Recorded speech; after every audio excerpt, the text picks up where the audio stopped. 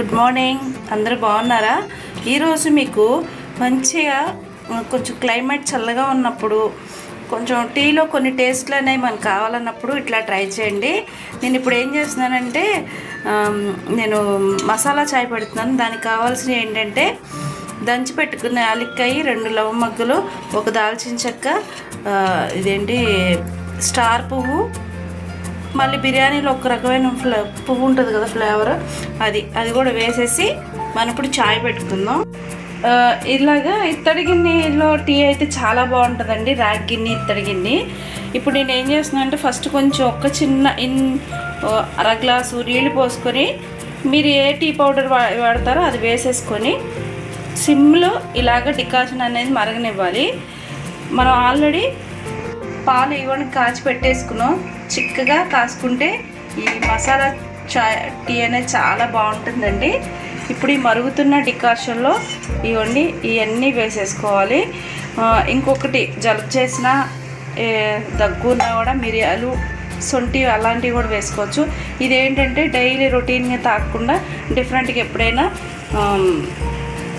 దమ్ చాయ్, మసాలా చాయ్ అనేది ఇట్లా మసాలా చాయ్లో చాలా వెరైటీస్ ఉన్నాయి. నేను ఇప్పుడు ఏం చేస్తున్నానంటే బిర్యానీ ఫ్లేవర్స్ తోటి ఈ మసాలా చాయ్ అనేది చేస్తున్నాను. టీ పెట్టడం కూడా మంచి టాలెంట్ అండి. దానిలో కూడా చాలా వెరైటీస్ పెడతారు. నేను ఒక ఏరియాలోకి వెళ్ళినప్పుడు ఒక బోర్డు మీద రాశారనమాట. మొత్తం ఒక 60 వెరైటీస్ ఉన్నాయని చెప్పేసి బోర్డు రాశారు. కానీ మన సిటీ కల్చర్లో అయితే ఇది రన్ అవుతుంది. విలేజ్ స్టైల్లో అయితే తక్కువ. మనం బయట తాగకుండా మంచిగానే ఇంట్లోనే ఇది చేసుకోవచ్చు. ఇప్పుడు ఈ డికాషన్ అనేది మరుగుతుంది. ఈ ఇత్తడి గిన్నె, రాగి గిన్నె అనేది చాలా హెల్త్ బెనిఫిట్స్ చాలా ఉంటాయండి. మనం ఎంత ఖర్చు పెట్టట్లేదు. ఈ గిన్నె చిన్న గిన్నె చక్కగా మనకి ఒక 5-6 కప్పులు టీ కాసుకునే గిన్నె ఉంటుందండి. దీని కాస్ట్ వచ్చి నాకు 450 రూపీస్ పడింది. ఇత్తడి గిన్నె చాలా హెల్త్కి మంచిది. అలాగే రైస్కి కూడా నేను ఇలాంటి గిన్నె తీసుకున్నాను. దాంట్లో రైస్ వండుతుంటే మనం మార్నింగ్ 6కి వండితే నైట్ 10 వరకు కూడా రైస్ అనేది పాడవట్లేదు. సేమ్ ఇందులోనే చాలా పెద్ద సైజు తీసుకున్నాను. ఇప్పుడు ఉన్న రోజుల్లో పాత్రలు అవి మారుస్తూ ఉన్నాం కదా, అదే కాన్సెప్ట్లో నేను ఈ పాత్రలు మార్చాను. చాయ్కి మాత్రం ఇట్లాంటిది ఉండాలి కంపల్సరీ అనేసి నేను బయట కూడా టీ తాగినప్పుడు ఎట్లా అంటే రాగి గిన్నెలు కాస్తారు కదా, అలాగే ఎక్కువ ప్రిపేర్ చేస్తా దమ్ చాయ్ అనమాట. ఇవన్నీ ఇప్పుడు మనకు డికాషన్ అనేది మరిగిపోయింది. ఇప్పుడు పాలు పోసుకుందాం.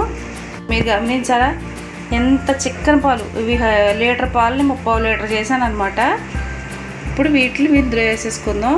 మేగడ ఇష్టం ఉన్న వాళ్ళు టీ అంతా కాగిపోయిన తర్వాత దాని మీద మేగడ వేసుకొని కొంచెం షుగర్ వేసుకొని తాగండి. అసలు సూపర్ ఉంటుంది.